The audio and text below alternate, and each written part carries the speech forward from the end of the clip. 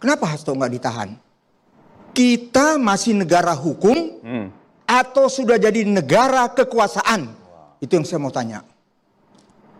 Semangat reformasi, saya ikut di dalamnya. Saya ingat bagaimana saya datang ke gedung DPR memakai toga sebagai lawyer. Saya lawyer keluarga cendana loh. Ya. Ya, saya lawyer. Tapi saya ingin menegakkan hukum. Waktu saya masuk, saya lihat rambut cepak, pakai batu, muka saya dilempar. Dengan pasukan saya, almarhum Bang Buyung Nasution, semuanya. Hot, katanya. Saya itu ini Tuhan campur tangan. Saya hanya percaya kepada Tuhan. Saya ngeles, kacamata saya kena pecah, saya diselamatkan. Kenapa Pak Hasto belum ditangkap? Ya. Saya di sini harus bicara ya sebagai bagian dari pendidikan politik. Saya mengatakan tersangka itu orang yang baru disangkakan. Ya. Bukan terpidana, bukan terdakwa.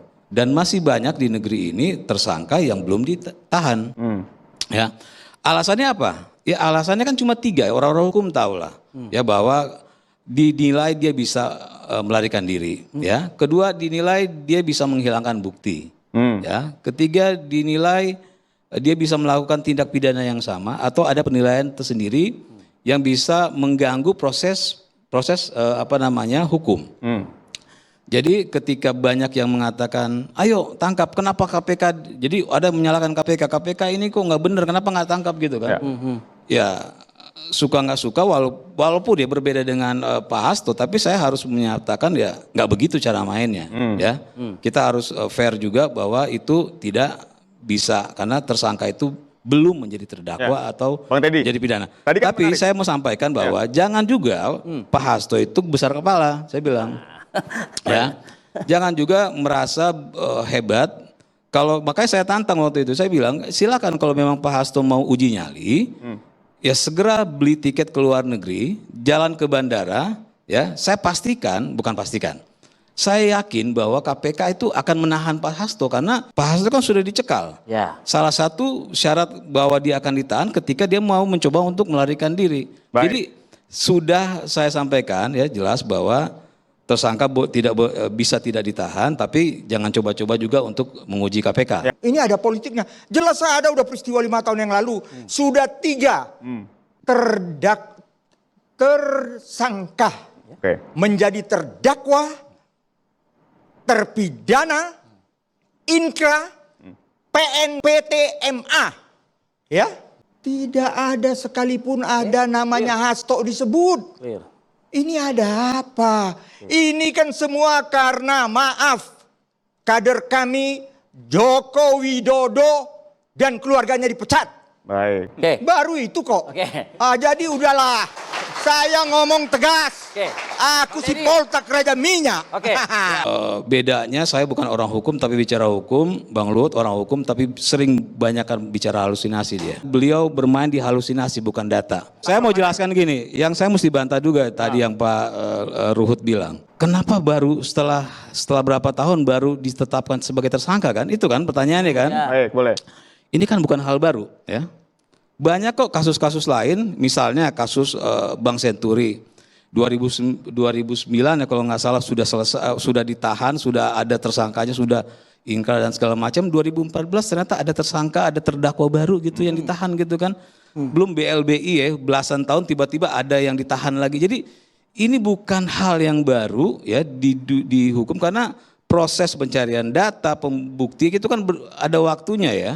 Karena kan semua disembunyikan, jadi memang aparat hukum harus bekerja untuk bisa mendapatkan. Jadi bukan kenapa 2 tahun, kenapa 3 tahun, wong belasan tahun aja akhirnya bisa kok dijadikan tersangka, bahkan sudah dipidana gitu kan untuk misalnya kasus BLBI sama kasus Bank Senturi misalnya. Jadi yang disampaikan Bang Ruhut itu ya adalah salah satu cara untuk mencari pembenaran ketika orang lagi tenggelam. Hati-hati, ini adik saya ini orang hebat. Ya, partai baru. Jadi belum duduk di DPR. Garda Republik Indonesia. Garda. Nah, biasanya kalau orang sudah kalah debat, lari ke situ dia. Biasakan. Iya, orang kalau kalah, dari kalau tadi tidak bisa mempertahankan perdebatan, aku dia senyum begini. saja.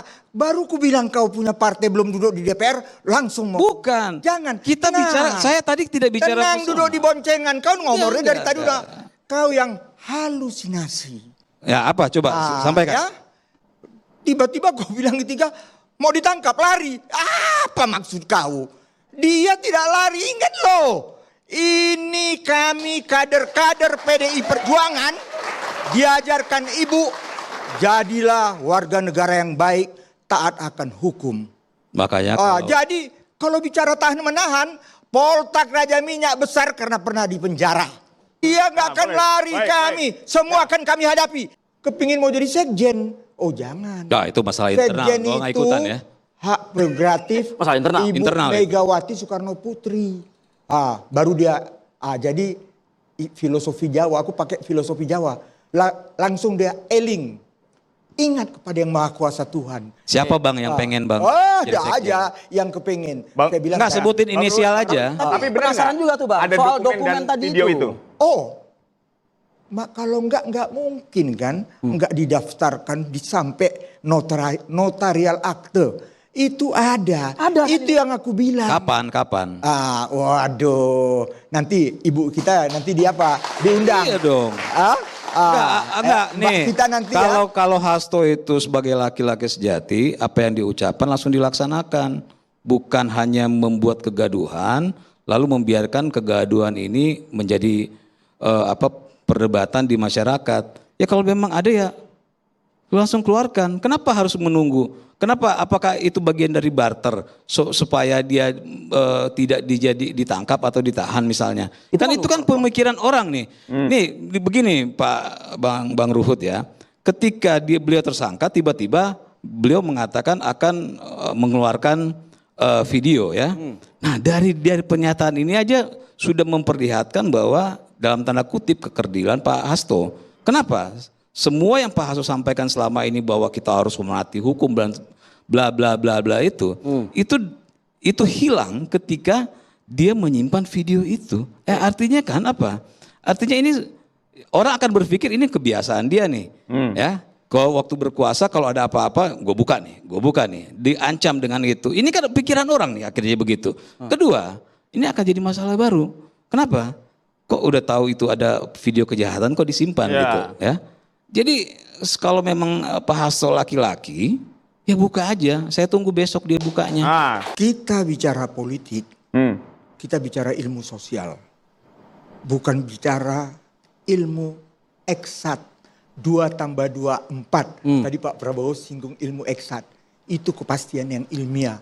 Bicara politik, kita bicara ilmu sosial. 2 tambah 2 tidak selalu 4. Bisa 5, 6, 7, 8 atau 9. Itu dari kacamata adik saya, dia eksat. Buka saja. Tapi Hasto, aku mau bikin dulu di angka 6. 2 tambah 2 itu. Mau 7, mau 8, 9. Itulah seninya berpolitik. Itu bahasa pengecut. Ya. Kalau dia berani, ketika dia udah sampaikan, itu harus dilaksanakan. Itu selain sebagai politisi pengecut, ya harusnya dikeluarkan saja kalau memang udah punya. Jangan pakai beralasan dititip sana, titip sini. Itu kan kayak bocah gitu ya. Nggak ada, itu nggak ada seni politik itu. Itu pengecut. Itu kalau pengecut itu beralasan selalu ini bagian dari seni politik, itu nggak ada. Kita berpolitik itu bukan harus setelah lempar batu lalu sembunyi tangan, kan begitu sebenarnya ini kan. Setelah dia lempar, terjadi kekacauan, dia pura-pura kemana-mana. Ini sebenarnya ada apa enggak? Ya, atau ini hanya seperti orang lagi tenggelam, apa aja diraup gitu. Yang disampaikan Bang Ruhut hanya bunyi-bunyian aja, karena tidak menjawab apa yang saya sampaikan tadi. Ya kan saya hanya menyampaikan tadi bahwa secara aturan hukum, kedua saya bilang Pak Hasto jangan juga besar kepala, ya, jangan menguji nyali KPK gitu kan. Tapi dijawab udah kemana-mana, ya sudahlah biarin lah.